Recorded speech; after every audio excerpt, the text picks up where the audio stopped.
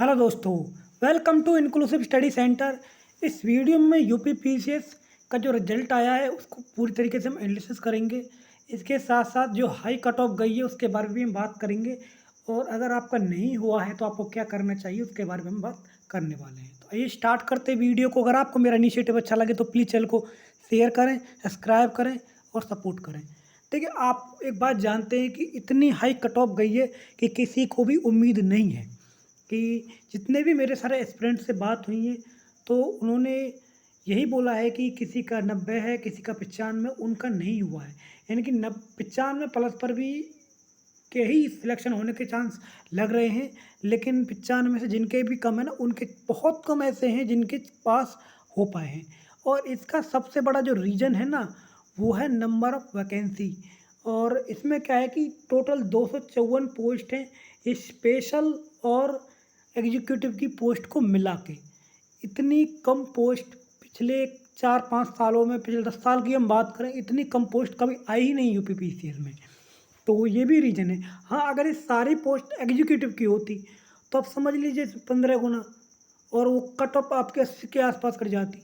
लेकिन इसमें क्योंकि स्पेशल पोस्ट भी है ना, और स्पेशल पोस्ट के लिए स्पेशल क्वालिफिकेशन भी है, तो ये भी इसमें दिक्कत दे रही है। और सबसे बड़ी बात यहाँ पर ये है कि जो आयोग का जो चेयरमैन है ना, वो पूरी तरीके से जिद पे अड़ा हुआ है। उसने सोच लिया है कि किसी भी कीमत पर अभ्यर्थियों के हित की बात करनी ही नहीं है। अगर उसको अभ्यर्थियों के हित की बात करनी होती तो उसको जो नायब तहसीलदार की जो पोस्ट है, बीडीओ की पोस्ट है, उनको ऐड करना चाहिए था, और नंबर ऑफ़ वैकेंसी 350 के आसपास करनी चाहिए थी उसको। अचानक से फैसला लेता है रिजल्ट देंगे। यकीन मानना, मेरी कई सारे आयोग के लोगों से बात हुई है तो उनको 6 साढ़े 6 बजे तक भी ये अंदाज़ा नहीं था कि आज रिजल्ट आएगा प्री का। तो आप समझ सकते हैं इस बात को। अचानक से फैसला हुआ है कि रिजल्ट हम आज देना है।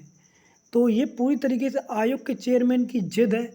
अगर वो चाहते तो इन पोस्टों को ऐड कर सकते थे। वो चाहते तो 8-10 दिन रिजल्ट को लेट कर सकते थे।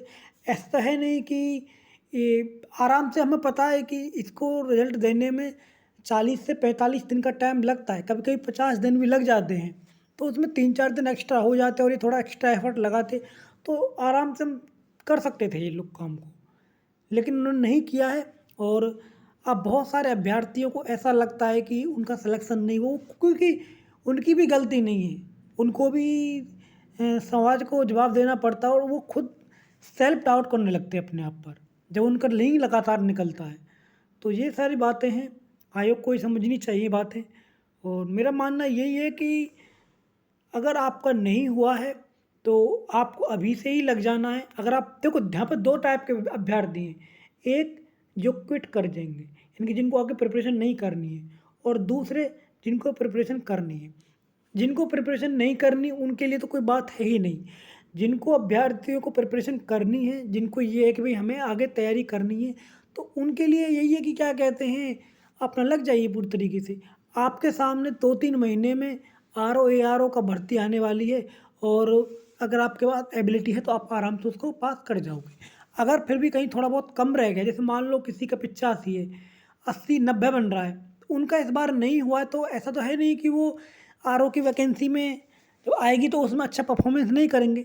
जहाँ पर उनसे सिली मिस्टेक्स हुई हैं, तो 5-7 क्वेश्चन तो इस तरीके से होते हैं कि आप गोला बोला गलत भर देते हैं, या आप क्वेश्चन को पूरा नहीं पढ़ते हैं। वो चीज़ें आपको अब रियलाइज हुई होंगी। आप अगर दोबारा पेपर को देखोगे तब चीज़ें बाद में महसूस होती है कि हमने पूरा पेपर को नहीं पढ़ा, अच्छे से सेंटेंस को नहीं किया, हिंदी इंग्लिश को नहीं किया, तो उस तरीके से भी कई बार मिस्टेक हो जाती हैं। तो मैं आपको यही कहूँगा कि आपको सारी जो मिस्टेक हुई हैं उनको ओवरकम करने की कोशिश कीजिए, और इसके साथ प्रैक्टिस कीजिए। और अगर आपको आरओ एआरओ देना है और प्रिपरेशन करनी है तो आप आरओ एआरओ 100% दोगे, अभी से ही लग जाइए। और उसकी लेटेस्ट अपडेट आरओ एआरओ की यही है कि अगले 1-1.5 महीने के आसपास कर आपका जो नोटिफिकेशन है वो आपको देखने को मिल जाएगा। इसके साथ साथ आपका जो पेपर है वो नवंबर महीने के आसपास का होने की उम्मीद है। अभी भी 3-4 महीने हैं, और 3-4 महीने में आप आराम से अच्छे से प्रिपरेशन कर सकते हो। अगर आप ये सोचोगे कि ये फॉर्म निकलेगा, हम जब तैयारी करेंगे, तो आप किसी भी कीमत पर सक्सेस नहीं हो पाओगे। यही फ़र्क होता है उन अभ्यर्थियों में जो लगातार लगे रहते हैं और पास कर जाते हैं, क्योंकि ऐसा नहीं है कि इसमें कई सारे अभ्यर्थी ऐसे भी होंगे जो लगातार पहले फेल हुए और इस बार पास हुए हैं। मैं कई सारे ऐसे लोगों को जानता हूँ जो लगातार फेल होते हैं और फिर उनका अब प्री निकला है। कई बार कुछ अभ्यर्थी थे जो लगातार पहले फेल हुए, उनका पिछली बार प्री निकला था। तो इस तरीके के अभ्यर्थी ऐसे होते हैं। आप इस बार फेल हुए हो तो इसका मतलब ये नहीं है आप अगली बार भी फेल हो जाओगे। थोड़ा सा स्ट्रेटजी से काम कीजिए। जिस भी चीज़ की आपको ज़रूरत हो तो ये मेरा टेलीग्राम ग्रुप है इंक्लूसिव स्टडी सेंटर। ये मेरा कॉन्टैक्ट है, आप इस पे जाके आप मुझसे कॉन्टैक्ट कर सकते हो किसी भी रेफरेंस के लिए। तो गाइस ये मेरी तरफ से आपके लिए एक स्मॉल इन्फॉर्मेटिव वीडियो था। अगर आपको अच्छा लगे तो प्लीज़ चैनल को शेयर करें, सब्सक्राइब करें, सपोर्ट करें। धन्यवाद गाइज, नमस्कार।